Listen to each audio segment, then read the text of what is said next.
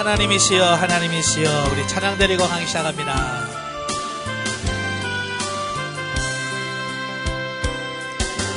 하나님이시여 하나님이시여 주는 나의 하나님이시로다. 나의 몸과 마음 주를 갈망하며 이제 내가 주께 고백하는 말.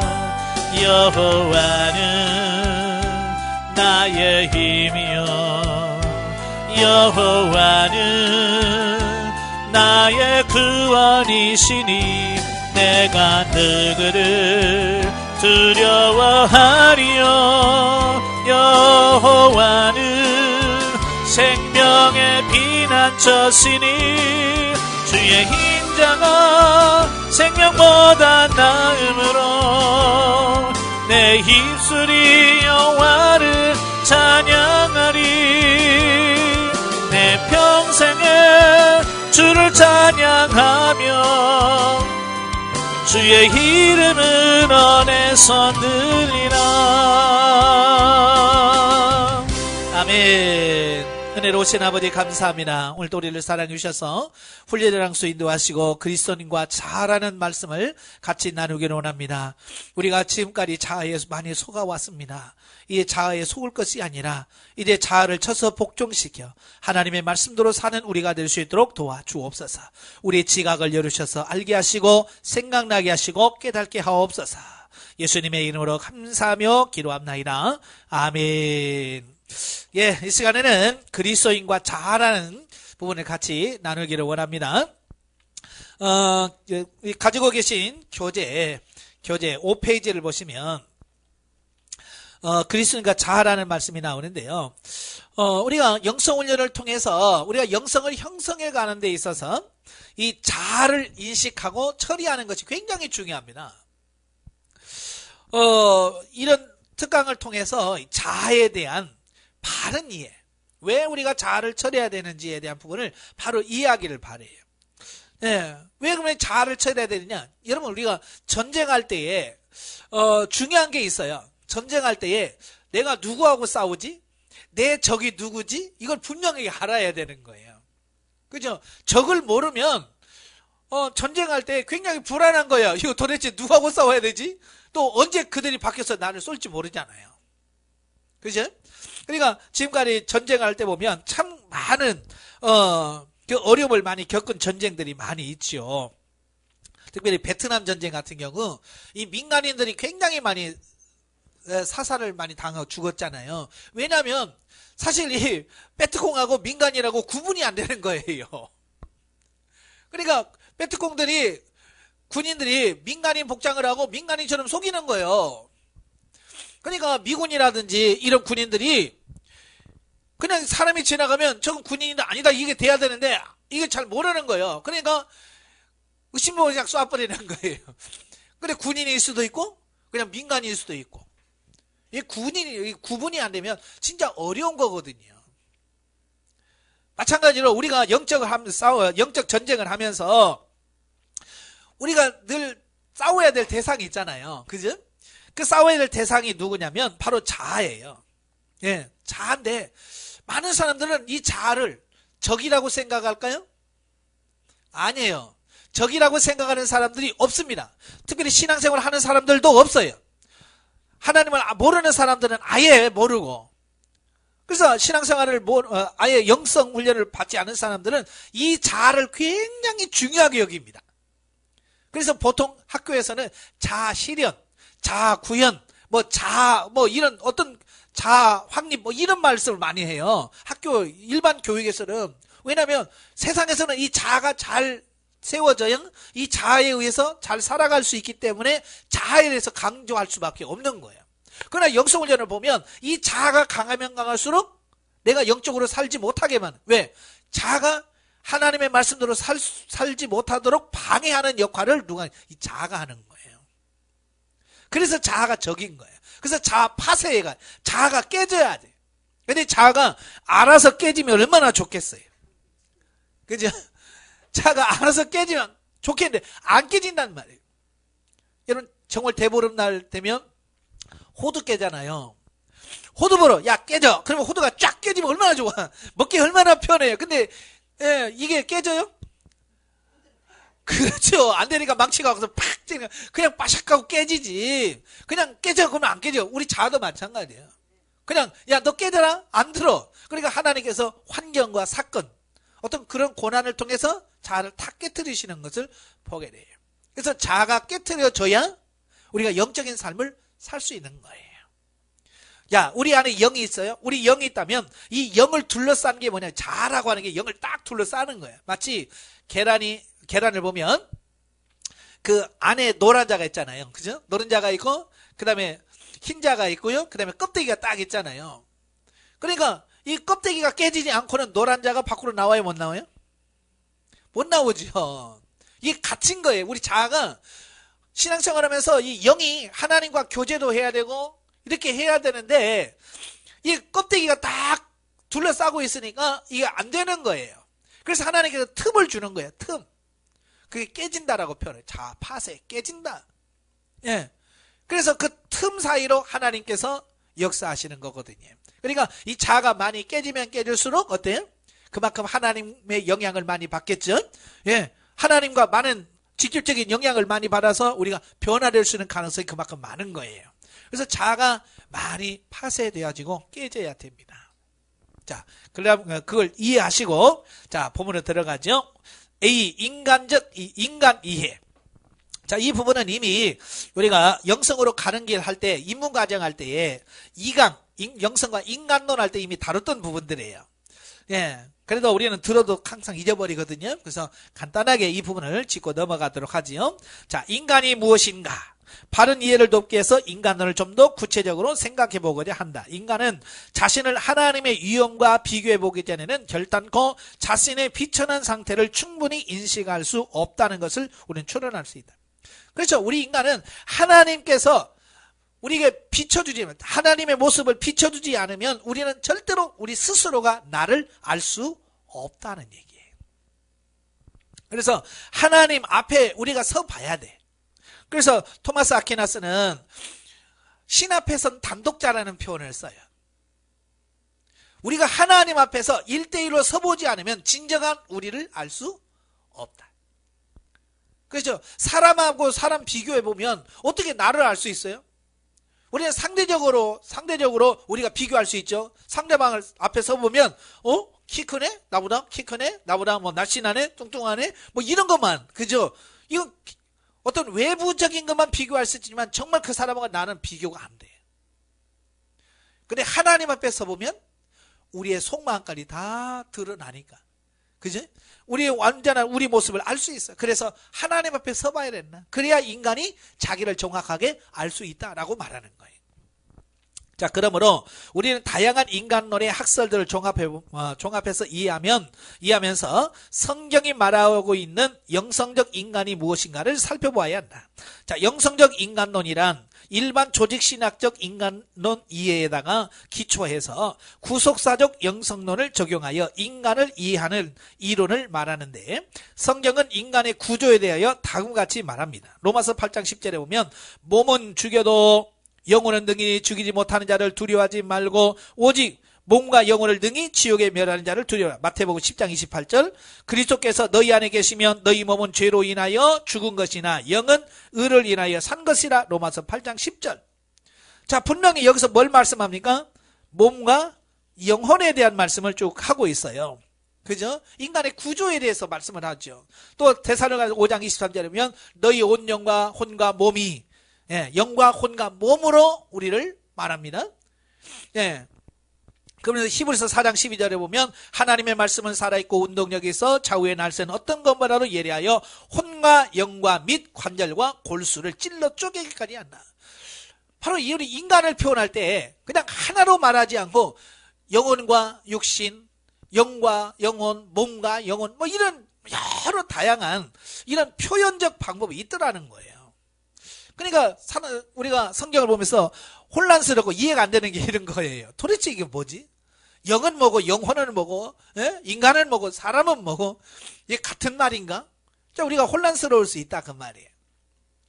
그래서 신학적 인간론 6페이지 1번. 먼저 성경 신학적으로 인간론의 용어를 살펴보면 창세기 2장 7절 말씀에 여호와 하나님이 흙으로 사람을 지으시고 생기를 그 코에 불어넣으시니 사람이 생명이 된지라 라고 기록이 되어 있어요. 자, 여기서 하나님이 우리 인간을 만들 때 어떻게 만들었느냐? 첫째, 흙으로 사람을 지으셨다는 거예요. 육은 어디서 나왔어요? 흙에서 나온 거죠. 흙으로 만들었으니까. 예. 그리고 그 코에다가 뭘 불어넣었어요?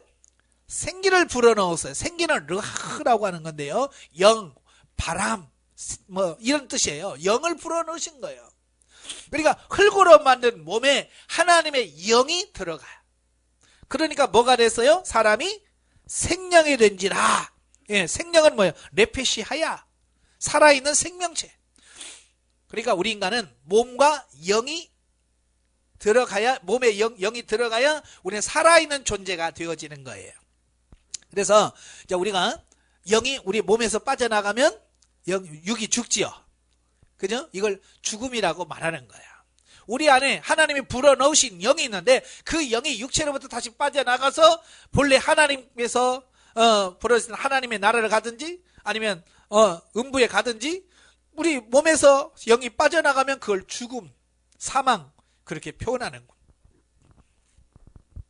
자, 그리고 구속함을 받은 성도들의 이전 상태와 비교하면서 말하면서 또 성도 자신을 묘사하거나 성도에게 성결한 삶을 권면할 때 신약에서 다양한 인간론적 용어를 사용하고 있습니다.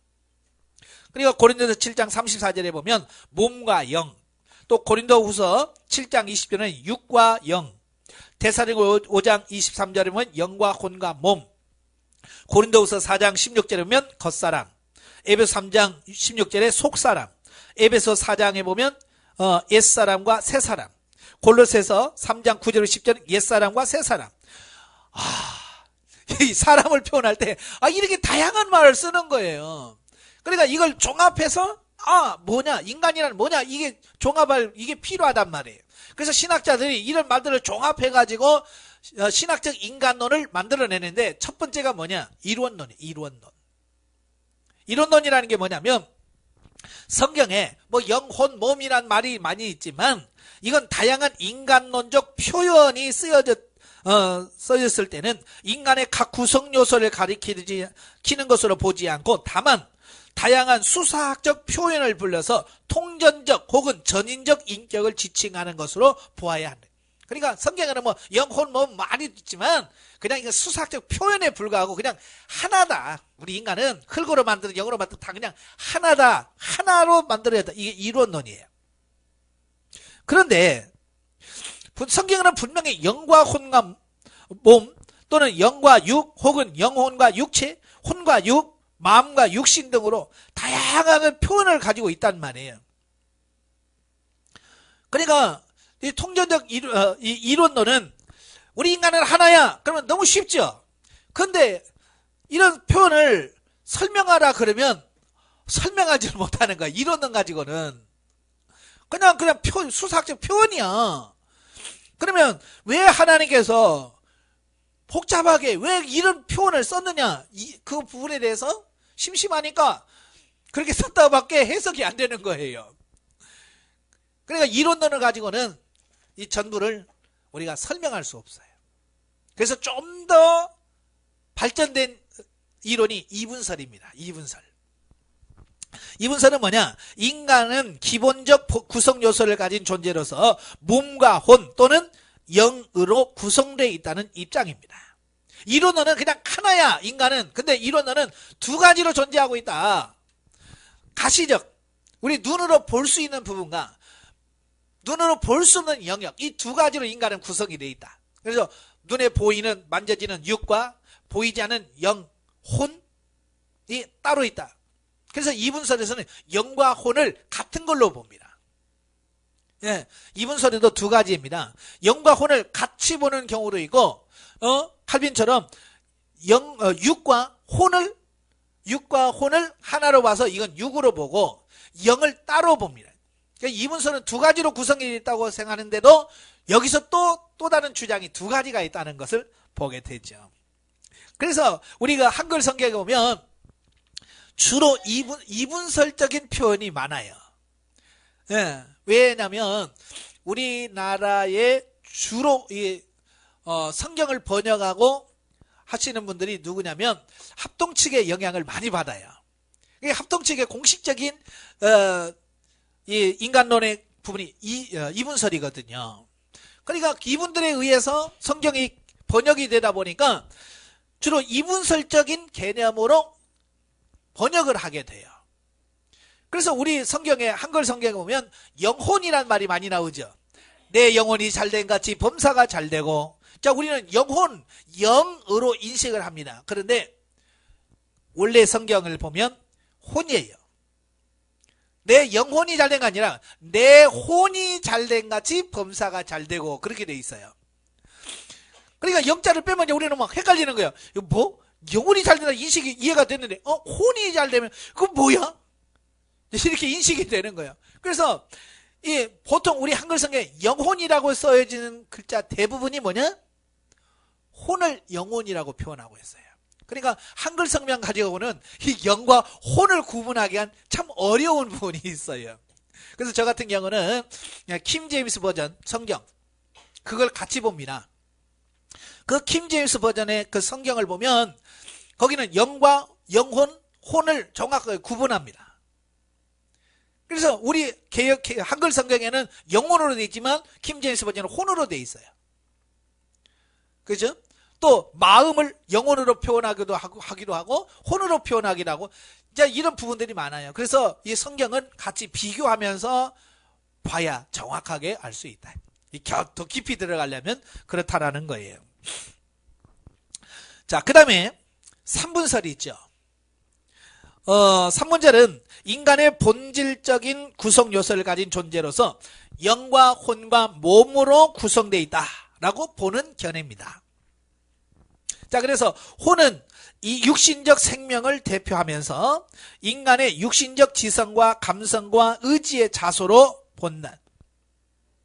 예, 혼은 그 육신적 생명을 대표합니다. 그래서 인간의 육신적 지성과 감성과 의지, 그러니까 지정의, 인격의 3요소라고 그러죠? 이 인격이 어디에 속하냐면 혼에 속하는 거예요, 혼. 이 견해는 하나님의 깊은 교제를 추구하였던 여러 영향력 있는 성경 연구가들과 경건한 운동의 지도자들이 즐겨 따르는 견해다. 그러니까 영적인 부분에 굉장히 관심을 많으신 분들이 많이 주장하는 견해가 3분설입니다.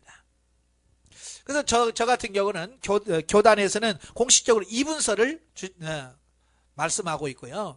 저는 영성훈련하면서 2분설도 받아들이지만 이 3분설이 더 성경적으로 또 영성적으로 우리를 이해하는 데 있어서 잘 표현하고 있다라고 보는 거죠.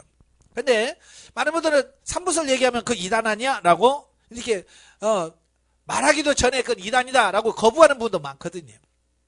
근데 예전에는 그랬어요. 예전에 제가 어렸을 때 교회에서 뭐라고 가르쳤냐면 어디 교회 가서 3분설 얘기하면 이단이니까 가지 마라 그랬어요. 근데 지금은 그렇지 않아요. 이건 그냥 단순히 성경을 보는 견해의 차이라고 볼 수밖에 없어요. 예. 그래서 대표적인 이론론을 주장하는 교단이 통합측입니다. 예, 통합측은 이론론을 우리는 그냥 이게 하나다 이걸 많이 강조를 해요. 그 다음에 합동측, 고신 이런 측은 2분설을 강조합니다. 2분설. 그리고 오순절 계통, 감리교, 성결교, 순복음 이런 측에서는 3분설을 주장을 합니다. 그러니까 이걸 가지고 이게 다르다고 우리나라에서 이단 취급하면 이단들이 어마어마하게 많아지죠. 그죠? 예. 합동은 통합보로 이단이라고 할 거고 또 통합은 합동보로 이단이라고 할 거고 또 순복음은 뭐 이단이라고 할 거고 이게 차이로 많으면 우리나라는 순 이단밖에 없습니다. 그래서 이제는 예전에는 처음에는 그거 갖고 많이 다투었어요. 교단적으로. 그러나 지금은 그냥 견해의 차이다라고만 하지 이걸 2단 3단 논하는 근거로 삼지 않습니다. 주로 이제 삼위일체론이라든지 이런 부분을 가지고 이단을 따지죠. 예. 그래서 이 혼은 심리적 작용을 심리적 작용을 하죠. 그리고 영은 영적 작용을 합니다. 그래서 하나님과의 관계를 맺어요. 그 다음에 몸은 생리적 작용을 합니다. 자, 이렇게 각자 역할이 다 있어요. 영은 영적 작용을 하고, 혼은 심리적인 작용을 하고, 몸은 생리적 작용을 해서 각자가 아주 잘 분업화된 어떤 완벽한 시스템을 가지고 있는 것이 우리 인간이다. 참, 그러니까 인간을 보면, 그 태초에 하나님이 인간을 창조해서 어떻게 이렇게 기가 막히게 창조하셨을까? 지금 우리 인간 이렇게 기술이 발달돼 있다고 그래도요, 이 하나님의 창조물을 따라갈 수 있어요, 없어요? 이게 못 따라갑니다. 지금은 기술이 굉장히 많이 발달해서요, 우리 몸에 장기도 이제 바꿉니다. 이제 인공심장이 있습니다. 심장이 고장나면 떼내고 인공심장을 달아요. 그래서 건전지 배터리를 가지고 이게 뛰게 만듭니다. 하나님이 만든 게 완벽하지, 인간이 만드는 것이 잘못하면 고장납니다. 고장나요. 참, 이 관절, 이게 움직인다는 게, 우리는 그냥 어렸을 때 이렇게 하니까 이게 쉬운 거지. 만약에 이게 고장나서 여기다 로봇 팔을 만들어 놓으면 이게 됩니까? 이게 안 되는 거예요. 제가 95년대에 오른쪽 무릎 인공관절 수술을 했어요. 관절이 상해서 내 거 관절을 빼내고 인공으로 만든 관절을 끼워 넣었어요. 그러니까 겉으로 보기는 똑같은데 달라요. 하나님이 만든 거 막 뛰고 차고 막, 뭐 뛰어내리고 해도 되잖아요. 근데 인공은 이거 뛰지를 못해요. 뭐 달리기를 못합니다. 제가 축구 좋아하는데 축구도 못합니다. 뛰고 달리고 이런 건 못해요. 그냥 걷고 이 정도밖에 못합니다. 기술이 아무리 발달돼도 하나님이 만든 것만큼 못해. 기가 막혀. 그래서 하나님 여기 보면 사람이 죽으면 영은 육체를 떠나 존재하고, 중생한 성도의 영은 하나님과 깊은 교제를 하는 부분이며 하나님의 뜻을 깨닫고 순종하고자 하는 성향이 영에게 있습니다. 그래서 영이 거듭나야 하나님의 말씀대로 살고 싶고 하나님께 이렇게 되어요. 그래서 영성의 중심, 가장 중요한 전환점이 거듭남에 중생했느냐. 중생하지 않은 사람은 영이 죽어 있기 때문에 영적인 삶을 살 수가 없지요. 자, 그 뒤로 넘어가면 8페이지 보면 전인적이며 다중적인 인간론, 그러니까 이론론, 이분설, 삼분설이 있고요. 다중적인 인간론을 주장하신 분도 있어요. 그러니까 성경에는 영혼, 몸 외에도 중요한 인간론적 요소들에 대하여 언급하고 있는데, 거듭난 인간의 영성 생활을 다루는 말씀 속에 자주 나타나고 있는 것으로서 마음, 지성, 양심 부분들도 깨끗하고 선한 마음과 양심을 가지도록 훈련되어 거룩하게 되어야 한다라고 요구합니다. 이와 같은 용어들은 인간을 전인적 존재로 보면서 동시에 다중적인 성격을 지니고 있는 것으로 보아야 한다는 견해도 있습니다. 그러니까 한마디로 말하면 사람은 복잡하다. 단순한 게 아니에요. 우리 인간은 아주 복잡한 단계. 그래서 이걸 잘 이해했을 때 우리가 영적인 삶을 어떻게 살 수 있는가?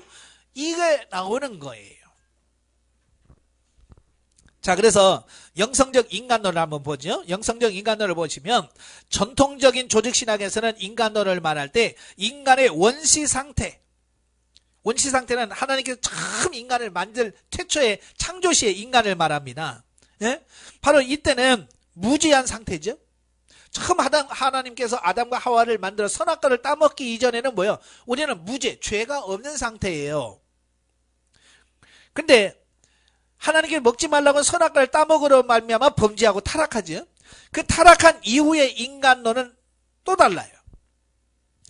그래서 타락 후 인간에 대한 죄의 영향에 대하여 중심적으로 다루며 추가로 언약 안에 있는 인간론을 다룬다. 그러나 이러한 교의학적 인간론 취급은 인간이란 무엇인가에 대한 교리적 접근으로서는 적절할 수는 있겠으나 그리스도인의 영성적 삶의 문제를 다루는 데서는 너무나 단편적이고 분석적인 지식에 멈춰 버리고 많은 아쉬움을 주고 있다. 너무 지적으로 이걸 하다 보니까 이해는 하기 쉬우지만 이거 실제적으로 우리 인간에게 적용하기는 참 쉽지 않은 부분들이 많더라 그 말이에요. 자, 그래서 첫째, 삼위일체 하나님의 구속사 안에서의 인간을 이해해야 한다. 구속사라고 하는 측면에서 인간을 이해해야 됩니다. 그리스도인이 영성이 형성되는 거룩한 생활은 인간론적 용어들과 직접적인 관계가 있지요. 신학에서는 영성적 인간론에 대하여 체계적으로 말하고 있지는 않지만, 그러나 아래 인간론적 용어들이 서로 대조되어 병행적으로 나타나고 있음을 살펴보면 영성적 인간론에 대한 중요한 단서들을 찾아낼 수 있습니다. 자, 영은 원이로 돼 육신이 약하도다. 마태복음 26장 41절. 또 몸은 죄로 인하여 죽은 것이나 영은 의로 인하여 산 것이라. 로마서 8장 10절. 또 시집가지 않은 자와 처녀는 몸과 영을 다 거룩하게 하려고 하되. 고린도전서 9장 34절. 우리의 겉사람은 후패하나 우리의 속사람은 날로 새로워지더라. 고린도서 4장 16절. 너희의 온 영과 혼과 몸이 우리 주 예수 그리스도의 강림하실 때. 데살로니가서 5장 23절. 하나님의 말씀은 예리하여 혼과 영과 및 관절과 골수를 찔러 쪼개느니라. 히브리서 4장 12절. 자, 우리의 육체의 아버지가 우리를 징계하여도 공경하거든 하물며 영의 아버지께서 더욱 복종하여 살게 하지 않겠느냐. 이 여러 가지 성경 구절에 보면 영, 또 속사람, 몸, 육체가 함께 전인으로서 한 개인을 구성하는 것이, 그죠? 이게 한 인간이요. 그런데 성경은 의도적으로 이걸 구분해서 기록하고 있다는 거예요. 예, 이걸 우리가 아셔야 돼요. 이유가 뭘까? 왜 성경에서는 그냥 사람이라고만 하지? 왜 영, 겉사람, 속사람, 육체, 육신, 이런 다양한 표현을 쓰냐 이거예요. 왜? 이건 뭘 말하냐면 육을 가진 존재이면서 또한 영을 가진 존재라는 거예요. 우리 인간은 육신만 가진 존재가 아니라 영을 가진 존재다. 영을 가진 존재가 인간이라는 것을 나타내는 의도가 있다라고 하는 거예요. 이런 의도. 이걸 모르면 구속사가 이해가 안 됩니다. 자, 성경만이 완전한 계시죠? 그래서 신학적으로 아직 이해가 좀 부족해서 그렇지, 성경에서는 분명하게 3분설도 얘기하고요, 2분설도 말씀하고 있기 때문에 이걸 종합해서 이해할 뿐만 아니라 둘 다 믿어야 되는 것이 당연한 것은 성경은 완전한 성경의 영감으로 기록된 하나님의 계시이기 때문이다. 그러니까 2분설, 3분설 다 어디를 근거로 한 거예요? 그렇죠? 성경을 근거로 한 거예요. 성경을 떠난 거 아니에요. 성경 안에서 말씀을 좀 더 종합해서 하다 보니까 2분설이 나오는 거고 3분설이 나오는 것 뿐이거든요. 예. 그리고 거듭난 성도의 영은 성령의 도우심으로 변화된 자신의 신분을 인지하며 자신과 하나님과 깊은 사정을 알게 되므로 하나님께 기도와 예배를 통하여 신령한 교제를 나눌 수 있는 기능을 한다는 사실을 성경은 가르치고 있다라고 하는 거예요. 그러니까 나와 좀 견해가 다르다고 해서 2단 3단이니 막 그러지 말고 성경에서 말씀하고 있는 본뜻, 성경에서 뭘 말씀하시려고 하냐, 그죠? 성경이 뭘 말씀하려고, 이걸 알려고 해야 된다 그러면 그게 뭐예요? 진리예요. 그게. 그래서 넘겨서 보면 10페이지, 인간의 영의 본질을 이해해야 한다. 인간의 전인적 구원은 우리의 영만 거듭나면 되는 것이 아니라 전인적으로 인격과 온 몸이 구원을 받아야 한다.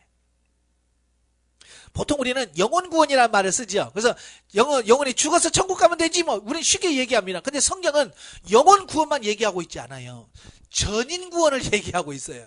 우리의 영도 구원받고 우리의 혼도 구원받고 우리의 몸도 구원받아요. 그래서 우리 몸 전체가 구원받기로 오는, 이게 전인 구원이에요.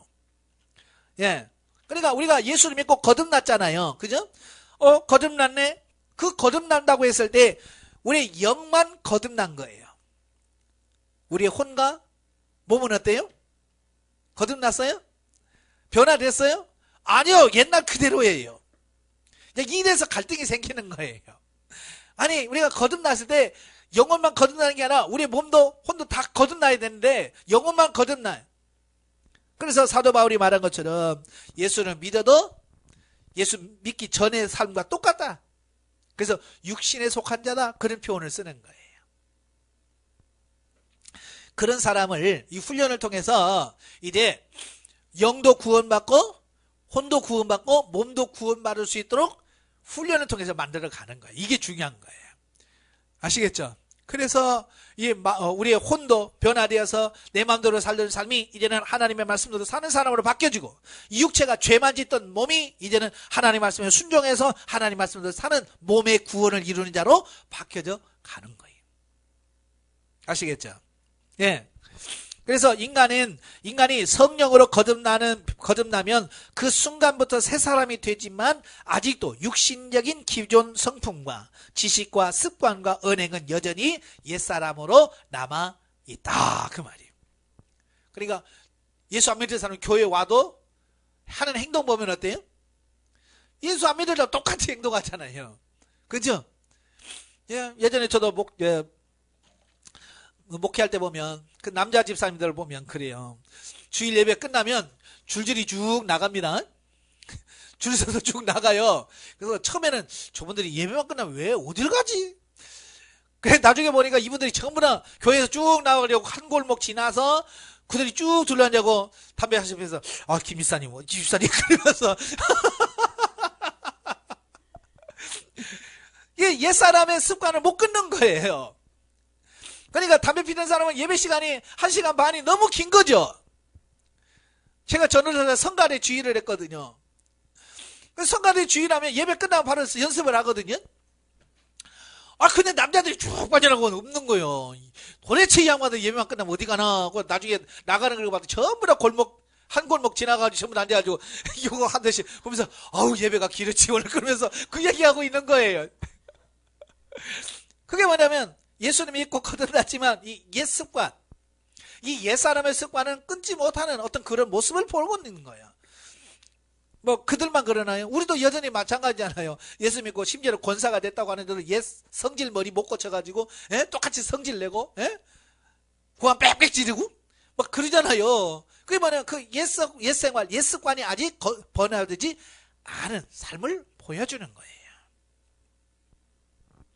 그러므로 다음의 성구들은 전인적인 구원이 필요함을 역설하고 있는 로마서 12장 1절과 2절에 보면 너희 몸을 하나님이 기뻐하시고 거룩한 산제사로 드리라. 이는 너희의 드릴 영적 예배니라. 또 에베소 4장 22절 24절에 보면 구습을 쫓는 옛사람을 벗어버리고 오직 심령으로 새롭게 되어 하나님을 따라 의와 진리의 거룩함으로 지으심을 받은 새 사람을 입으라. 오늘 한국교회 문제가 뭐라고 그랬어요? 나 예수 믿고 구원 받았어. 난 죽으면 천국 가. 그 말은 하는데 삶의 변화가 안 나타난다는 거예요. 왜? 영의 구원은 됐는데 혼의 구원, 몸의 구원은 전혀 신경 안 써요. 성화, 일반적으로 이걸 성화라 그래요. 내가 몸이 바뀌고 생각이 바뀌어서 나의 삶이 바뀌는 걸 성화라 그러거든요. 성화에 대해서 관심이 없어요. 예수 믿고 구원 받았다. 그 다음에 중요한 게 뭐예요? 기도해서 복 받자. 그래서 맨날 주시옵소서, 돈 주시옵소서, 복 주시옵소서, 맨날 그러고 있는 거예요. 왜? 다 끝났다고 생각하는 거예요. 근데 영성훈련은 아니다. 끝난 게 아니라 겨우 영만 구원받았을 뿐이에요. 이제부터 혼도 깨져서 바뀌어야 되고 우리의 몸도 옛 습관과 옛 모습 버리고 새롭게 예수 믿는 사람답게 완전히 변화되어야 된다. 그래서 우리의 삶이 예수님처럼 살자. 이게 영성훈련의 목표예요. 그래서 제가 영성훈련 이름을 지을 때 예담 영성 아카데미라고 지었어요. 예수님을 닮아가는 거예요. 예수님처럼 바뀌어지는 거예요. 그게 영성인 거예요. 아시겠죠? 예. 자, 3번 보면 영성적 인간을 이해해라. 자, 영성적 인간을 이해하려면 세 가지 측면에서 이해를 해야 돼요. 첫째가 뭐냐? 창조시의 인간입니다. 인간이 창조시, 창세기 1장 26절 28절 2장 7절에 보면 피조물 중 하나이면서도 하나님의 형상대로 지음받아 하나님과 인격적 교제를 가진 존재였다. 제가 설명드렸죠. 하나님이 왜 인간을 만드실 때에 흙으로 빚어 만드신 다음에 그 코에 생기를 불어 영적 존재로 만들었을까? 왜 그렇다고 그랬어요? 영이신 하나님과 교제하려고 하니까. 우리 인간을 만드실 때는 하나님과 우리가 교제하는 존재. 이 교제하는 목적으로 하나님이 우리 인간을 만드셨어요. 그러니까 짐승은 하나님과 교제해요, 못해요? 소가 하나님과 교제해요, 못해요? 왜 못해요? 예, 소나 짐승에는 영이 없어요. 하나님은 영이시라 그랬잖아요. 영이신 하나님과 교제하려면 영이 존재해야 돼, 영이. 그래서 우리 인간 안에만 그 코에 생기, 영을 불어넣으신 거예요. 왜? 하나님과 교제하려고. 그래서 영이 없으면 안 되는 거예요. 영이 있는 존재만 하나님과 교제할 수 있는 거예요. 자, 그런데 문제는 뭐냐면, 그게 범죄하지만 않았다면 우리가 얼마나 좋았겠어요. 근데 우리 할머니, 할아버지, 원조 할머니, 할아버지가 실수했어요. 죄를 지었어요. 타락했단 말이에요. 죄를 지은 거예요. 그래서 두 번째, 타락 후에 인간 바뀌어져요. 타락하고 나서, 타락 후 범죄한 인간은 영은 하나님과 생명적인 관계가 단절되면서 하나님과 교제할 수 없는 영적으로 죽은 자가 되었다. 이게 중요한 거예요. 이걸 먹는 날엔 반드시 죽으리라. 거기서 말하는 죽음이라고 해서 육신적인 죽음도 포함되지만 영적 죽음을 말합니다. 다시 말하면 영이 안에 있지만 영과 하나님의 관계가 단절되는 거예요. 교제가 안 되는 거예요. 제가 늘 설명하잖아요. 핸드폰은 있지만 개통이 안 되면 전화가 안 되잖아요. 그죠? 뭐 핸드폰 있으면 전화도 돼요? 개통이 안 되면 안 됩니다. 여러분, 핸드폰 가게 보면 그 핸드폰이 많이 있잖아요. 진열해 놨잖아요. 다 통화돼야 안 돼요? 안 됩니다. 그냥 껍데기만 보여주는 거예요. 그러나 이게 마음에 들어요. 그러면 전화국에다가 해서 연결시켜 주는 거예요. 기기 번호 넣고 누구 넣고 해서 딱 넣으면 개통됐어요 하면 그때부터 통화가 되는 거예요. 죽이고 사는 거 바로 그 의미예요. 영이 죽으면 하나님과 교제가 안 돼. 죽은 거야. 있지만 교통이 안 돼. 그러면 그걸 살리면 어떻게 돼요? 바로 전화하고 통화가 되는 것처럼 하나님과 영적인 교제가 시작되어지는 이 부분을 보게 되는 거예요. 자, 그러므로 자아가 왜곡되어 삐뚤어지면서 그 인생을 육체와 마음이 원하는 대로 살아가므로 사람들은 자아 중심의 인간이 되어 육체를 따라 사는 사람이 되어버렸다. 자, 그 타락하기 이전에는 내 온 몸의 주인이 누구였냐면 영이에요. 영이 하나님과 교제하면서 하나님의 말씀을 받아서 영이 주인이 돼서 내 삶을 끌어갑니다. 그러니까 하나님, 예를 들어서 하나님께서 야, 너 어디를 가라 영에다가 딱 신호를 주면 영이 하나님의 음성을 들어서 그 하나님의 음성 들은 걸 혼에다가 지시를 합니다. 그럼 혼이 지정의를 통해서 느끼고 분석하고 의지를 발동해서 몸에다가 전달합니다. 그러면 눈은 목표를 보고 다리는 그걸 향해서 가고, 그래서 온몸이 하나님의 원하시는 뜻대로 사라지는 단계가 되어버린 거예요. 그런데 범죄하고 이 영이, 하나님과 이 교제를 맺는 영이 죽어버렸어요. 지시를 못 받아. 하나님은 지시를 못 받아요. 이 지시를 못 받으니까 이 혼하고 몸하고 얘네들이 자기 마음대로 사는 거예요. 하나님과 상관없이. 왜? 하나님의 성을 못 들으니까. 그래서 마음과 몸이 원하는 살아. 본질상 하나님의 진노의 자녀가 되었다. 우리 인간의 모습인 거예요. 이제 자아가 주인이 돼버린 거예요. 예수 안 믿는 사람의 삶은 자아가 중심이 돼요. 자아가 주인이 돼서 나의 삶을 다 끌어가 버리는 거예요. 그러니까 결국은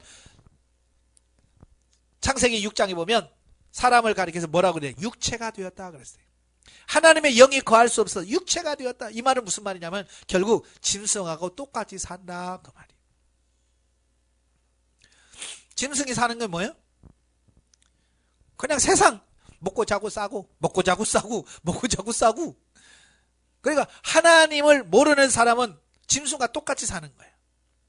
하나님을 아는 사람은 뭐예요? 똑같이 먹고 자고 살면서도 하나님의 나라를 생각하고 하나님의 나라를 준비해가면서 천국을 소망하면서 어떻게 하면 하나님 앞에서 살까? 그걸 고민하면서 사는 거예요.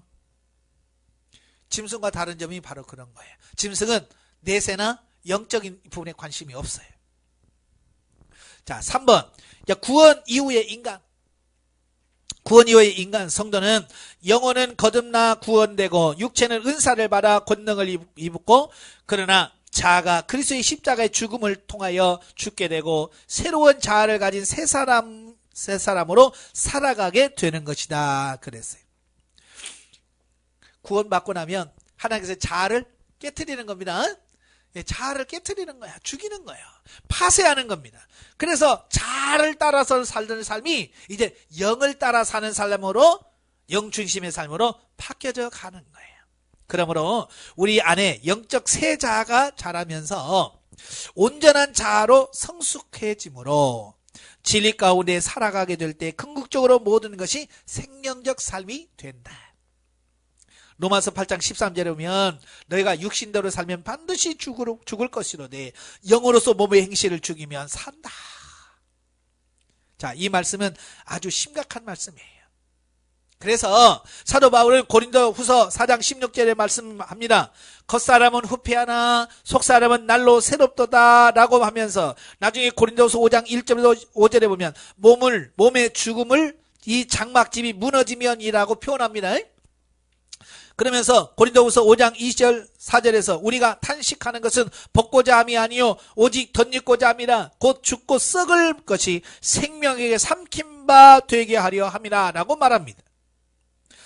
성령 안에서 영을 쫓아 살고 죽고 썩을 것이 생명에 삼킨 바 된다고 하는 것은 것이다. 그러므로 우리의 인간론을 바르게 인식해야 된다. 이 말이 무슨 말이냐면 우리는 죽고 썩을 육신을 따라 사는 존재가 아니라 우리 살고 있는 영 중심의 영을 쫓아 사는 삶으로 바뀌어졌다. 그 얘기를 하고 있는 거예요. 그러니까 우리가 예수를 믿고 거듭났으면 우리가 영을 쫓아 영 중심으로 사는 삶을 살아야 된다고 말이에요. 아멘이시죠? 근데 이거에 관심이 있는 분들이 있어요, 없어요? 교회에? 없어요. 영에 관심 안 가져요. 땅의 것 예수 믿어도 어떻게 하면 집 평수를 좋은 걸 늘릴까? 잘 먹고 잘 살까? 뭐 여기만 초점 맞추는 거죠.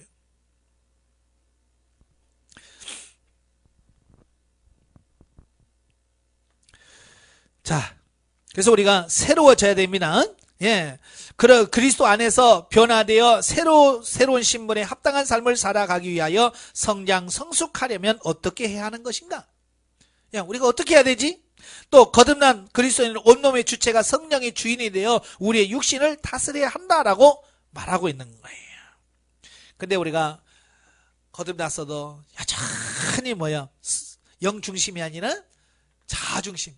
내가 하고 싶은 대로, 내가 먹고 싶으면 먹고, 내가 가고 싶으면 가고, 그러고 있으니 언제 영심이로 바꿀래요? 내가 아무리 하고 싶어도 아버지 어떻게 하면 좋을까요? 성령께서 하지 마라 그러면 예 하고 하나님 중심, 영 중심으로 가야 되는데 신앙생활하면서 자기가 주인이 돼가지고 그대로 살아가는 거예요.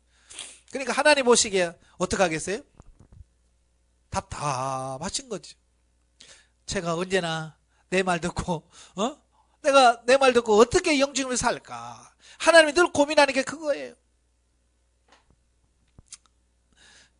자, 12페이지 보시면 그러기 위해서는 우리는 하나님이 우리 영의 친아버지가 되심을 분명히 인식해야 하고 그 다음에 성령의 지도와 인도를 받아 영적 가치관이 새롭게 바뀌어져야 합니다. 그리고 우리 안에서 속사람이 주체가 되어 하나님의 뜻을 쫓아 성령의 인도하심을 따라 순종하며 살아갈 때 영은 성장하고 그의 삶은 생명으로 열매 맺히는 삶이 되어 성숙해지는 신앙을 통하여 하나님께 영광 돌리는 삶이 될 수 있다. 자, 영이 친아버지가 돼야 됩니다. 하나님이.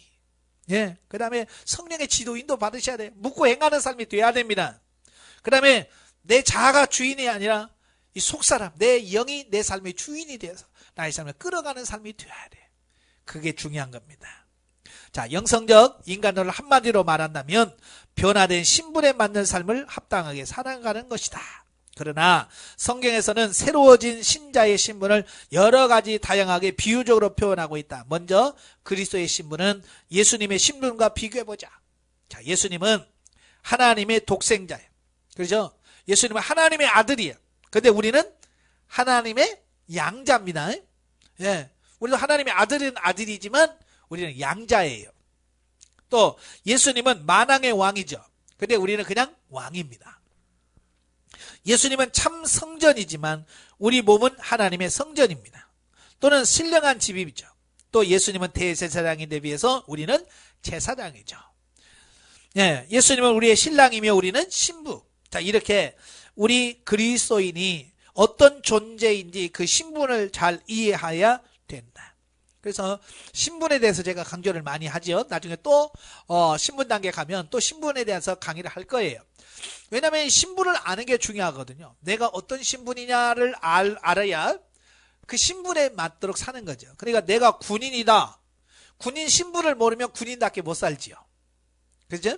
그래서 군대 가면 계속해서 군인의 길, 그래서 군인의 길에 대해서 계속 암송하게 하고, 자, 그렇게 하는 거예요. 가르치는 거예요.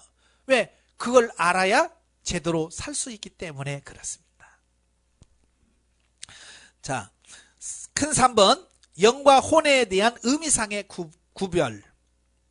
자, 웨스트민스터 신앙 고백서가 진술한 바, 사람은 죽어 썩음을 당하게 되어 있는 인간의 하나의 존재론적 실체를 가지고 있음이 분명하다. 성경은 이 실체를 가리켜서 몸이라고 한다. 그랬어요. 자, 웨스트민스터, 이렇게 굉장히 중요하죠. 웨스트민스터 신앙 고백은요, 개혁주의 신앙을 담고 있는 장로교와 개혁교회의 신앙 고백서를 말합니다. 그러니까 1643년에 영국 의회가 당시 국왕이었던 찰스 1세와 의회와의 내란 중에 영국 교회가 공통으로 따를 수 있는 전례, 교리, 권징 등의 기준을 수립할 필요성을 느낍니다. 그래서 회의를 소집해요. 그래서 교회의 총대와 의원, 또 정치인들이 다 모여, 또 신학자들이 다 모입니다. 예, 그래서 성공의 교회인 웨스트민스터 대성당에 모여서 5년 동안 연구를 합니다. 예수 믿는 사람은 어떻게 살아야 되느냐, 이걸 5년 동안 이분들이 모여가지고 회의를 해요. 회의를 해서 나중에 정리를 딱 해서 이거다라고 신앙 고백서를 딱 내놨어요. 그게 웨스트민스터 신앙 고백서입니다. 그래서 지금도 학습이라든지 어떤 교회에 직분자를 세울 때 웨스트민스터의 신앙 고백서를 믿느냐라는 질문을 던집니다. 근데 우리는 네 그러잖아요. 왜냐하면 우리가 믿는 사람이 어떻게 하나님을 섬겨야 되는지를 기본적으로 정리해 놓은 거 중요한 겁니다. 자, 거기에서 사람은 죽어서 썩음을 당하게 되어 있는 하나의 실제론적 존재라고 하는 사실을 분명히 밝히고 있어요. 예. 그래서 성경은 이 실체를 몸이라고 하죠. 그러나 사람에게 또 하나의 다른 존재론적 실체가 있다고 하는 거예요. 그게 뭐냐? 불멸적 본질이면서 사람이 죽을 때 그것은 몸을 떠나더라도 죽거나 잠들지 않는다. 이게 뭐야? 우리 사람에게는 두 가지 존재론적 실체가 있다는 거예요. 그 하나는 뭐냐? 죽어서 썩어서 없어지는 육. 예. 그 다음에 몸은 떠나도 죽거나 잠들지 않는 불멸적 존재가 있다. 그게 뭐야? 영. 그래서 여러분이 죽으면 어떻게 돼요? 여러분이 싫든 좋든 땅에 묻든지 화장터에 가서 다 불태워서 한숨에 재로 나오든지 둘 중에 하나예요. 이건 육의 존재를 말합니다. 그러나 그 전에 우리 몸에서 뭐가 떠나요? 그렇죠. 영을 떠나요. 근데 영은 죽어요, 안 죽어요? 그렇죠. 영은 안 죽어. 이건 영원 불멸이에요. 예. 바로 이 존재, 실제로 존재가 우리 인간은 두 가지가 있다는 거예요. 죽어 썩어 없어지는 육체와 죽지 않고 썩지 않고 쇠하지 않고 영원한 생명, 영이 있다는 거. 이걸 웨스트민스터 신앙 고백서에 명확하게 말씀하고 있어요. 자, 맥도날드는 이러한 몸과는 다른 존재론적 실체인 영과 혼에 대한 의미상의 구별을 다음과 같이 기술하고 있습니다. 자, 영과 혼, 이 두 용어는 어떻게 쓰이든지 육체 또는 몸과 대조되는 사람의 내적 본질을 가리킨다. 그리고 사람의 육체는 시간과 공간 속에서 존재하는 사람의 외면적인 면을 가리킨다. 지금 영과 혼에 대한 말씀을 하는 거예요. 이건 내면적인 부분이란 말이에요. 그런 까닭에 사람의 심리적 본성과 관련하여 영은 하나님께 기원을 두고 있는 생명을 의미한다. 영은 하나님한테 기원을 둡니다. 이게 하나님께로부터 온 거예요, 영은. 예, 그래서 영적 생명이라고 말해요. 그래서 이걸 조회라고 말합니다. 영적 생명을 조회라고 말하고요. 혼은 사람 안에서 형성된 동일한 생명. 혼은 사람 안에서 생긴 거예요. 영은 하나님으로부터 오지만 혼은 사람 안에서 생기는 거예요. 형성되는 동일한 생명을 말합니다. 그래서 이 혼을 육적 생명이라고 말합니다. 육적 생명. 그래서 영적 생명은 조회라고 말하고 이 육적 생명을 푸시케라고 말합니다. 자, 영은 사람의 존재, 내적 깊음, 곧 그 인격의 고등한 측면이요. 혼은 사람의 자신의 특별하고 구별된 개체성을 뜻한다. 퓨뉴마, 영은 하나님을 향하는 사람의 비물질적 본성이요. 푸시케, 혼은 땅을 향하고 감각적인 것들과 접촉하는 사람의 바로 그 비물질적 본성이다. 그러니까 영과 혼은 비물질이라는 공통점을 가지고 있어요. 이거 보여지거나 만져지거나 그런 건 아니에요. 그러나 단지 영은 하나님을 향하고, 그래서 영은 하나님을 향한단 말이에요. 본질적으로. 근데 혼은 땅에서 나왔기 때문에 세상, 땅의 것만 생각하게 돼 있다. 그 말이에요. 그러니까 혼중심적인 사람은 하늘의 것 신경 안 써요. 땅의 것. 예, 땅의 것, 육신의 것, 세상적인 것만 추구하고 있습니다. 자, 4번. 네, 칼 바르트 신학적 인간학에서의 인간 존재의 구조. 사람이 본질적으로 창조주의 영과 관계하는 인격적 존재라면 그 사람은 존재의 어떤 구조를 가지고 있을까? 이 질문은 신학적 인간학의 조직적 체계 안에서 설명되는 내용이다. 또한 이 질문은 인간을 이분법이나 삼분법으로 설명하려는 시도에 해당되는 것이다. 그러나 인간의 존재는 결코 이분법이나 삼분법으로 체계화시켜서 구분할 수 있는 존재가 아니다.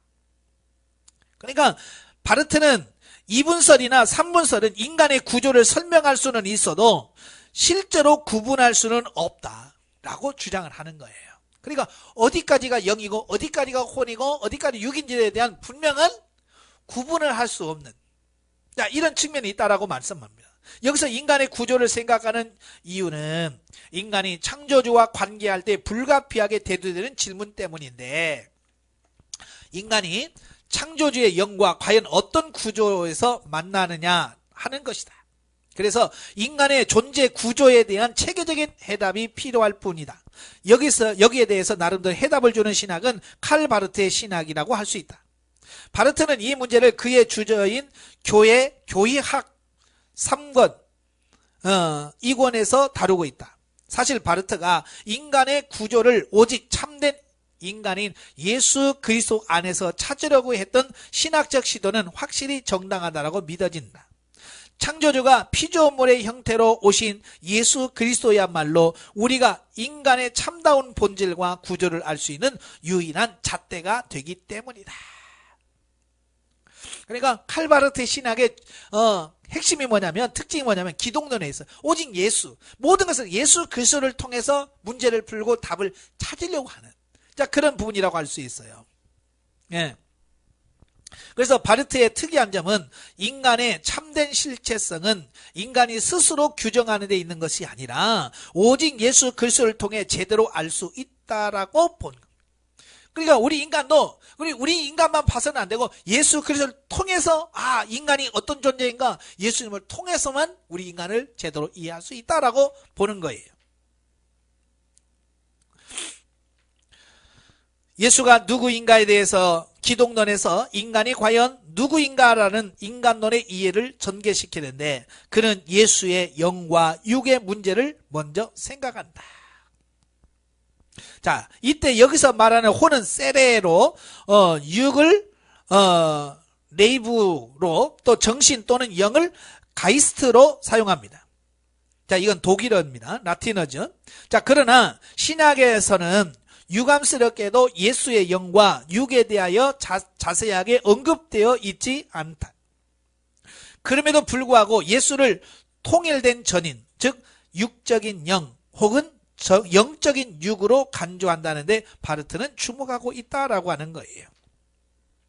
자, 바르트가 그렇게 보는 이유가 뭐냐? 예? 왜 예수를 통일된 전인 또 육적인 영혼, 영적인 육으로 보는 이유. 자, 신약 성경에서 예수에 대하여 묘사하고 있는 부분이 많지만 육적인 것과 영적인 것이 서로 대립하거나 육신적으로부터 영적인 것이 독립해 있는 금욕적인 면을 찾아볼 수가 없다라고 하는 거예요. 자, 이게 무슨 말이냐면요. 우리는 영과 육의 갈등이 있어요, 없어요? 우리 인간은 영과 육의 갈등이 심해요. 근데 예수님은 그런 갈등 있어요, 없어요? 없어요. 예수님은 완벽해요. 영과 육의 갈등이 없습니다. 바로 그 얘기를 하고 있는 거예요. 그래서 예수께서 육적인 것과 영적인 것이 아름답게 조화된 인간의 모습을 보여주고 있는, 모델로 제시하고 있는 거예요. 이것은 성령 충만함으로 영적인 것과 육적인 것이 마치 상의 질서와 하의 질서, 지배와 봉사, 또 명령과 순종, 이끔과 따라옴의 관계처럼 존재하는 거예요. 그러니까 예수는 완벽하게 모든 영과 육이 조화가 이루어졌어요. 그래서 부딪히거나 갈등이 없어요. 자, 예수는 하나님의 아들과 말씀이며 성령이 예수에게서 기인하고 성령 충만함에서 그가 실존할 수 있었다. 그래서 예수님은 영과 육이 의미 있게 조화된 전인이었다. 그러니까 예수님이 육신을 입고 있으면서도 죄가 없으셨어요. 그 이유가 여기 나와요. 완전히 영과 육이 완전하게 하나가 되었어요. 그러니까 죄가 거기서는 나올 수 없습니다. 근데 우리는 영과 육이 따로따로 놀기 때문에 죄가 늘 수밖에 없는 거죠. 그래서 바르트는 여기서 예수를 이렇게 영과 육이 조화된 참 인간이면서 동시에 하나님 자신으로 존재하면서 일반적인 인간의 구조에 대해서도 관계적 유추로 설명하고 있습니다. 다시 말하면 예수님이 그렇게 완벽하게 살았잖아. 이걸 보면 우리도 그렇게 살 수 있어 라고 하는 이런 유추를 해낼 수 있다라고 하는 거예요. 즉 일반적인 인간도 정신에 의해 이런 존재가 될 수 있다는 거예요. 바르트에게는 정신이 곧 성령이라는 말과 동일하게 사용되죠.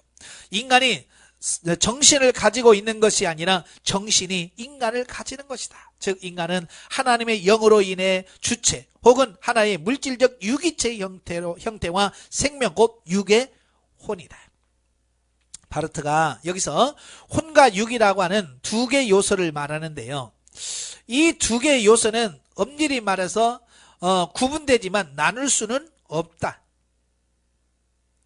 예, 그러니까 혼과 육이라고 하는 것은 분명히 둘 다르죠. 다른데 나눌 수는 없다라고 하는 거예요. 이게 또 하나라는 거예요. 자, 예수가 성령의 충만으로 인해서 혼과 육이 아름답게 조화된 바와 같이 인간도 오직 성령으로 말미암아 혼과 육의 존재로 사는 것이다. 인간 예수의 경우처럼 아름답게 조화된 혼과 육의 정체성은 성령의 작용과 그 성령의 임재로 말미암아 일반 인간의 경우도 혼과 육의 존재가 된다. 자, 여기에 말미암아라는 말은 벌써 정신, 성령이 하나님 즉 예수의 신성에 속한 것이지 인간 존재에 속한 것이 아니라는 것을 말하고 있다. 성령 즉 정신으로 인해서 하나님과 인간이 관계할 수 있으며 이 정신은 인간의 차원에 속한 것이 아니라 하나님의 신성에 속한 것이다. 인간은 다만 자신의 육의 혼이라는 존재 구조에 주어져 있다. 본질적으로 유기체적으로 존재하면서도 생명을 받고 그 받은 생명을 소유하고 하는 신체의 혼으로서 살아가는 구조를 가진다. 그래서 인간은 육과 혼이라는 두 개의 요소를 가지고 있는 것이 아니라 혼에 속한 육과 육에서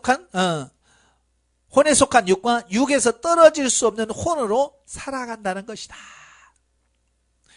혼이 육과 떨어지면 더 이상 혼이 아니고 육이 혼에 속하지 않으면 더 이상 육이 아닌 것이다. 그러니까 혼과 육은요 하나예요. 하나. 따로 뗄 수가 없어요. 우리가 그냥 영, 혼, 몸으로 구분을 할 수 있지만 혼과 육은 아예 하나입니다. 뗄래야 뗄 수가 없어요.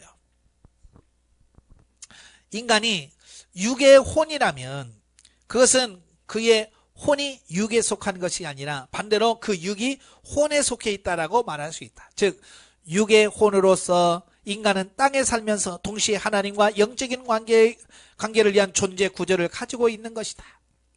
육의 혼으로서 인간은 그 자체만 가지고는 사실상 아무런 의미가 없다. 이 말이 무슨 말이야? 사람이 하나님과 관계가 없다면 의미가 없다는 얘기예요. 내가 대통령이 되든 재벌이 되든 하나님과 관계가 없다면 사실 영적으로 보면 아무 의미가 없는 거예요. 나중에 죽어서 나 세상에 대통령 했어요. 하나님 뭐라고 할 것 같아요? 그래서 어쩌라고? 그래서 어쩌라고? 하나님과 관계가 없어요. 하나님 영과 관계있지 이거 혼적인 건 관계 없어요. 그것은 단순히 하나의 신체로 존재하는 양식에 불과하다고 할 수 있다. 자, 여기서 이 육의 혼을 의미하고 있는 살아있는 요소가 있어야 하는데 그것이 곧 정신 또는 영이라고 부르는 가이스다. 따라서 바르트는 인간은 영을 가진 영을 가지면서 존재한다. 영을 가진다고 하는 것은 그가 육의 혼으로서 하나님에 의해 근거되고 구조되고 유지된다는 것을 말한다. 다시 말하면 사람에게 영이 없다면 아무것도 아니란 말이에요. 다시 말하면 사람을 사람 되게 하는 것이 뭐냐? 영이란 말이에요. 영의 존재가 있기 때문에 사람이라고 할 수 있는 거예요. 그래서 우리가 우습게 그러잖아요. 우리가 살아있을 때는 비행기를 타면 어디 탑니까? 뭐 이코노미석에 타든지 자 그러잖아요. 근데 외국에 여행 갔다가 거기서 죽었어요. 올 때는 어떻게 옵니까? 예? 화물칸에 타요. 아니 똑같은 몸인데 영이 있으면 사람 인정을 받아. 그래서 사람이 앉아있는 의자에 타고 가요. 근데 죽으면 이거 물건이야, 물건. 영이 없으면 이거 물건이야. 그래서 화물칸에 들어가요. 그러니까 사람의 존재를 할 수 있는 것이 뭐냐? 영이 사람을 사람 되게 한다. 그 말 이해가 되시죠? 예. 그래서 그만큼 영이 중요하다는 거예요. 자, 여기서 영을 가진다고 하는 말인 영이 인간에게 선천적으로 이미 주어져 있다는 존재 개념이 아니라 영이란 본질적으로 하나님에게 속한 것이고 그에게 인간에게 임한다는 의미를 가지고 있다. 즉 영의 임자는 인간이 아니라 하나님이라. 아시겠죠? 영의 주인이 누구라고요? 하나님이란 말이에요. 내가 인간을 만들어내는 게 아니에요. 하나님께서 영을 우리 인간에게 나눠주는 거예요. 심어주는 거예요. 즉 영의 인자는 인간이 아니라 하나님인 것이다. 인간이 영을 가지고 있다고 하는 것은 하나님이 인간을 위해 거기 있다는 말이고 인간이 호흡하고 사는 매 순간은 사실상 하나님의 은혜로 살아간다는 것을 증명한다는 말이다. 또한 그것은 육의 혼으로서 인간이 영에 의해서만 전인이 된다는 근본 원리와 영으로 인해 인간이 비로소 주체가 된다고 하는 것을 말해주는 것이다. 자, 영을 가진다고 하는 것은 곧 인간이 살 수 있다, 살아있다, 살아갈 수 있다라고 하는 것을 말해줍니다.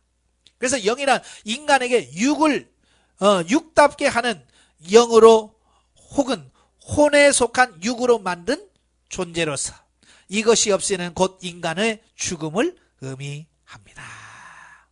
네, 영이 인간을 있으면 인간이고 떠나면 죽는 거죠. 자, 영은 불멸하지만 인간은 죽는 존재이다. 그렇죠? 영은 떠나도 영혼이 가죠. 낙원에 있든지 음부에 있든지. 그러나 육은 어때요? 죽는 존재란 말이에요. 그러니까 인간이 사는 것은 곧 영으로 사는 것이다. 영으로 인해 사는 거예요. 살았을 때도 영이 주인이고 죽어도 영입니다. 영은 하나님의 창조적 행위로서 인간의 혼을 생으로 일깨우지만 그렇다고 혼과 동일시될 수는 없다. 많은 철학자들이 영과 혼을 구분을 못하는 경우가 많아요. 그래서 바르트도 자꾸 성령을 정신으로 자꾸 표현하고 하기도 하거든요. 예, 그러나 영과 혼은 근본적으로 다릅니다. 예, 근본적으로 달라. 영은 하나님께로부터 와요. 근데 혼은 사람 몸으로부터 오죠. 세상으로부터 오는 거. 이게 원래 그 출처부터 확실히 다르다는 거. 그래서 바르트는 혼은 영의 도움으로 비로소 하나님과 관계하는 주체가 될 수 있으며, 그래서 영혼을 가이스 세레가 된다고 말합니다. 예, 그는 인간을 영혼으로 규정하면서도 혼과 영과의 차이를 구분했다. 그러니까 보통 영혼 그러잖아요. 그런데 본질적으로는 이게 구분돼야 된다는 거예요. 영과 혼은 따로따로 구분돼야 된다는 거예요. 즉 혼은 그 자체로는 그 어떤 본질도 아니며 스스로를 위해 존재할 수 없다. 다시 말하면 육은 혼이 없이 존재할 수 없고, 또 혼은 육과 결합할 때 존재한다는 거예요. 그죠? 육이 없는 혼 없어요. 그러니까 영이 떠나면 육이 죽잖아요. 그러면 혼은 어디 갔어요? 혼은 어디 갔어요? 그래요. 혼이라고 하는 것은 영이 떠나는 순간 혼은 없어져 버리는 거예요. 아시겠죠? 바로 그 얘기하고 있어요. 즉 혼은 그 자체로는 그 어떤 본질도 아니며 스스로를 위해 존재할 수는 없다. 예, 오직 영과 육이 있을 때 혼은 같이 있는 거예요. 오직 육과 결합하여 신체가 됨으로 비로소 존재하는데, 그러면서도 육은 혼에 의하여 존재합니다. 그렇죠? 혼에 의해서 몸이 움직여져요. 가끔 보면 그 혼수 상태에 있다고 그랬잖아요. 사람 몸은 있는데 정신이 없어요. 그러면 그 사람은 어떻게 해요? 살아요, 못 살아요? 살아있지만 살아있는 게 아니죠. 그냥 의자에 누워가지고 아무것도 못하니, 혼이 없으니까. 혼의 기능을 작용 못하면 우리 인간은 살아갈 수가 없는 거예요. 영은 혼과 달리 육을 필요하지 않는다. 이게 중요한 겁니다. 혼은 몸이 필요해요. 몸이 있어야 혼이 존재합니다. 근데 영은 몸이 없어도 존재한다라는 거예요. 그죠? 그리고 죽어서도 영은 낙원에서 있잖아요. 그죠? 예. 영은 신체적 행위 또는 창조자의 은혜로운 행위로 하나님이 세상을 필요로 하는 것처럼 육을 필요로 하지 않는다. 오히려 반대로 세상이 하나님을 필요로 하듯이 육이 혼과 영을 필요로 한다. 왜냐하면 육과 혼이 살려면 영이 들어와야 돼. 그죠?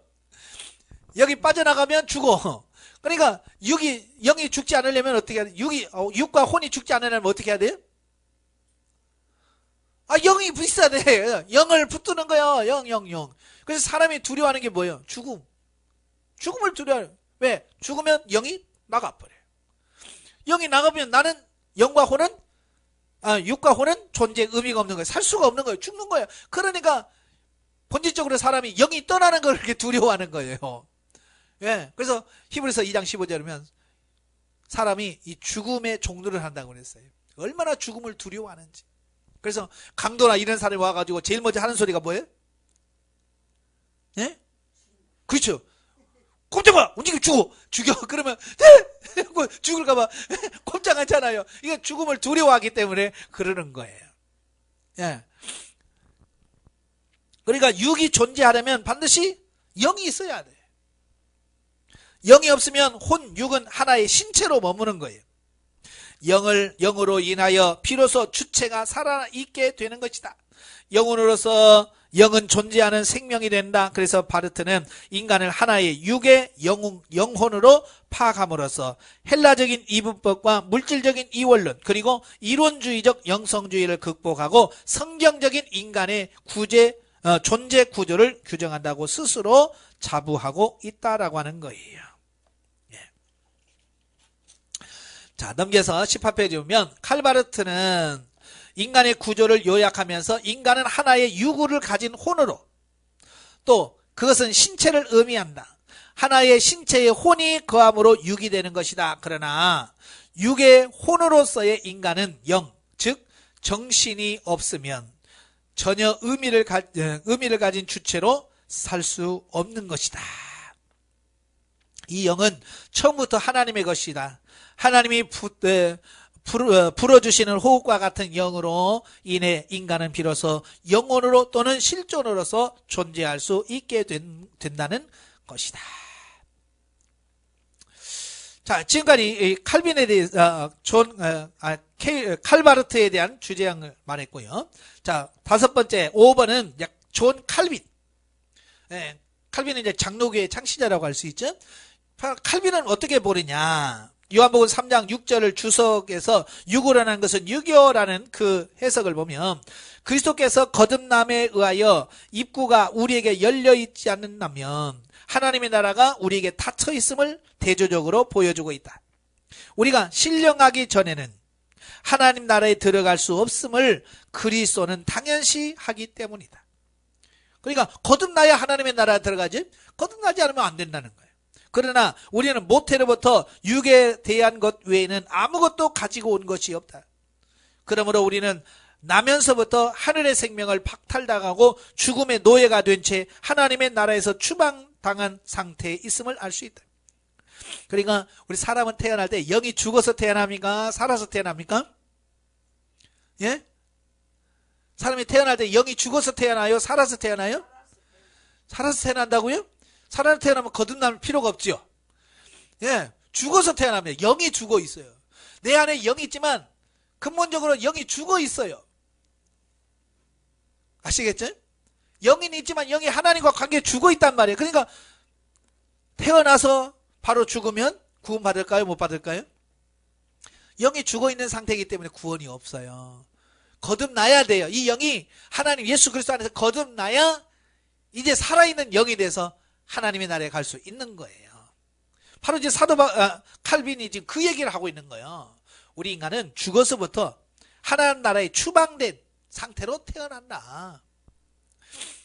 뿐만 아니라 그리스도께서 사람은 모두가 육신뿐이기 때문에 전 인류가 갇혀 있다라고 본 것이다. 여기서 육은 몸만이 아닌 혼을, 그리고 혼은 각 부분을 뜻하고 있다. 예, 카톨릭 신자들은 어리석게도 육을 그들이 유욕적 또는 관능적이라고 부르는 부분에 극한시키고 있다.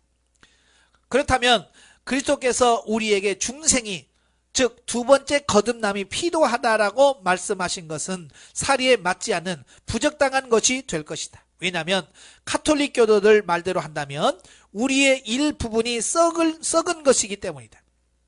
그러나 육이 건전한 것에 비교하여 부패한 것을 대조시킨 것처럼 성령에 대조되는 말로 쓰인다면, 그리고 곧은 것에 대한 굽은 것을, 거룩한 것에 대한 더러운 것을, 순결한 것에 비추어 오염된 것을 대조하는 것이라면 우리의 인간의 본성 전체가 한마디로 정죄되어 있음을 결론 지을 수 있다. 그러니까 카톨릭에서는 우리 인간의 타락을 전적 부패가 아니란 말이에요. 일부 조금 타락한 존재로 인식을 합니다. 그러나 칼빈은 그렇게 안 봐요. 우리 인간은 완전히 타락한 거예요. 전적 타락한 거예요. 그러니까 우리 인간은 아예 태어나면서 죽어서 태어나요. 그래서 스스로 구원받을 수 있는 가능성은 0.000000001%도 없다. 그래서 전적 무능, 전적 타락이라고 하는 말을 사용하는 거예요. 그러므로 그리스도께서 우리의 이해와 사고가 육신적이기 때문에 타락되어 있고 부패되어 있다라고 말하고 있는 것이다. 자, 6번 근본적인 기능으로서의 오성과 의지. 자, 우리는 지금 부득불 이런 식의 교설에서 다소 떠나지 않으면 안 되게 되었는데요. 그 이유는 철학자들은 타락에 대한 형벌에서 오는 인간의 부패를 모르고 사람이 전혀 대립되는 두 상태를 부당하게 혼동하고 있기 때문이다. 그러므로 우리는 인간의 영혼이 두 부분, 즉 오성과 의지로 되어 있다는 것을 주장하기로 하자. 실로 이 구분은 현재 우리의 목적에 편리한 것이다. 그리고 오성이 하는 일은 대상을 식별하여 대상을 각각 하든가 시인하지 않든가 하는 것이다. 한편 의지가 하는 일은 오성이 선이라고 인정하는 것을 선택하고 추구하고 오성이 부인하는 것을 거절하며 피하는 것이다. 우리가 여기서 마음, 그 자체에는 활동이 없고 그것은 선택에 의하여 움직여진다는 아리스토텔레스의 그 사소한 논의에 붙들리지 않도록 힘써야 한다. 그는 이 선택의 욕구적 오성이라고 불렀다. 무익한 문제에 말려들지 않기 위해서 우리는 오성을 말하자면 영혼의 지도자요 지배자이며 이 의지는 오성의 명령을 항상 유의하며 자신의 욕망에 있어서 오성의 판단을 받을 필요가 준비가 되어 있다는 것을 아는 것으로 만족하죠. 이러한 이유에서 아리스토텔레스는 욕구에 있어서의 회피 혹은 추구는 마음에 있어서의 긍정 혹은 부정에 상응한다는 것을 진실하게 가르쳤다. 우리는 다른 곳에서 오성의 의지의 방향을 얼마나 확고하게 지배하는가를 보게 될 것이다. 여기서는 다만 이 두 기능 중 어느 하나에도 관계가 없는 힘이 영혼 안에는 없다는 것을 말하고 싶을 뿐이다. 그렇게 함으로써 우리는 감각을 오성에 포함시킨다. 한편 철학자들은 이를 구별하여 감각은 쾌락을 바라고 오성은 선을 추구한다고 한다. 여기서 감각적인 욕구는 과도한 욕망 혹은 정욕이 되고 오성의 경향은 의지가 된다고 한다. 그러나 나는 저들이 의지하는 욕구라는 말 대신에 보다 흔히 쓰이는 의지라는 말을 사용하기로 하겠다. 자, 우리 안에는 분명한 이런 욕구, 오성, 의지가 다 있습니다. 자, 그래서 어떻게 그걸 활용하느냐에 따라서 우리의 삶이 달라진다고 하는 것을 보게 되어집니다. 오늘 여기까지 하고요. 다음 시간에는 7번 창조 때부터 물려받은 우리의 긍정적인 기업부터 이렇게 하도록 하겠습니다. 이게 철학적인 용어를 다루고 있기 때문에 말부터 좀 어려워요. 그래서 집에 가셔서 차근차근 다시 한번 쭉 읽어가시고 이해가 안 되면 또 읽어보시다 보면 이해가 되실 겁니다. 예, 기도하겠습니다. 은혜로우신 아버지 감사합니다. 오늘도 우리를 사랑해 주셔서 귀한 강의를 듣게 하신 아버지, 우리 자아가 어떤 존재인지 정확하게 인식해야만 우리가 자아를 따라 사는 삶이 아니라 오직 영을 중심으로 하나님을 따라 사는 존재로 바뀌어진다는 사실을 알게 하옵소서. 우리의 사고와 가치관이 변화되고 새로워지는 은혜가 있도록 주님 도와 주시옵소서. 예수님의 이름으로 감사하며 기도합나이다. 아멘. 하나님께 감사드립니다.